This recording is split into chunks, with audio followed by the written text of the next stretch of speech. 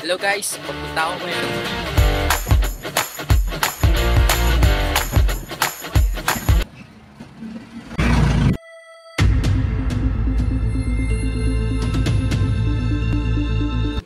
Nagpunta ako dito hindi lang para dalawin ang mahal ko sa buhay, kundi para explorein ang sementeryong ito at alamin kung sino ba ang pinakamaraming namatay, bata o matanda, babae o lalaki.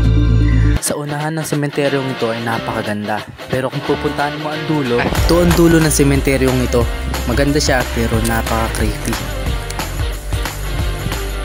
Yun guys, andito tayo sa pinakadulo ng sementeryong ito. At dito ko sisimulan, kaya tara.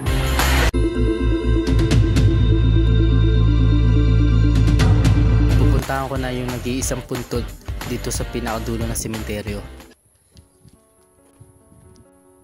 So yun guys, babae siya at ang sabi dito, February 25, 1956 and February 22, 2019 siya namatay. So pinanganak siya ng 1956, namatay siya ng 2019.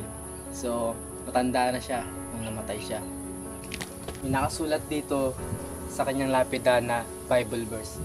Sabi dito sa Romans 14:8, if we live for the Lord, and if we die for the Lord. So whether we live or die, we belong to the Lord.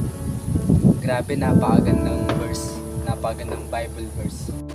This verse teach us na magkaroon tayo ng Diyos sa buhay natin. Hindi lang sa sarili tayo nabubuhay, naisin natin na maglingkod sa Diyos. Sa kabila naman tayo. Yung pangalawang pinuntahan natin, may bahay, yaman, babae siya. So medyo palayo na tayo sa pinakadulo ng sementeryo.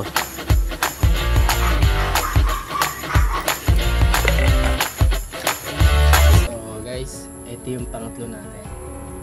At lalaki siya. Matanda na rin siya nung namatay. August 30, 1952 siya pinanganak. Namatay siya ng 2021. Parang during pandemic yun, no? During pandemic siya namatay.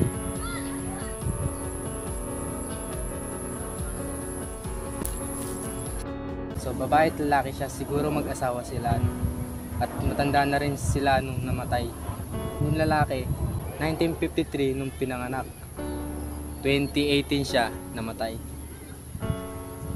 1933 pinanak yung babae, 2018 namatay. Parang parehas ng taon sila namatay. Grabe no, sabay sila sa taon 2018 namatay. Alam mo kung anong tawag doon? Tinadhana. Kumbaga walang iwanan hanggang kamatayan. Totoo rin pala yung sinasabi na walang iwanan hanggang kamatayan. Back to the video. Yan guys, marami ng tao dito, so ang titignan na lang natin yung mga puntod na walang tao. During pandemic din siya namatay, kagaya ng lalaki.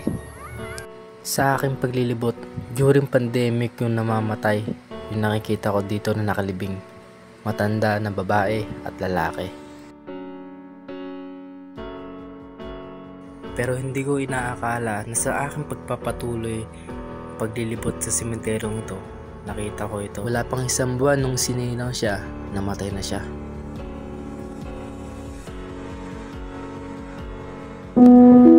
Walang pinipili ang kamatayan, bata o matanda, mayaman o mahirap. Lahat tayo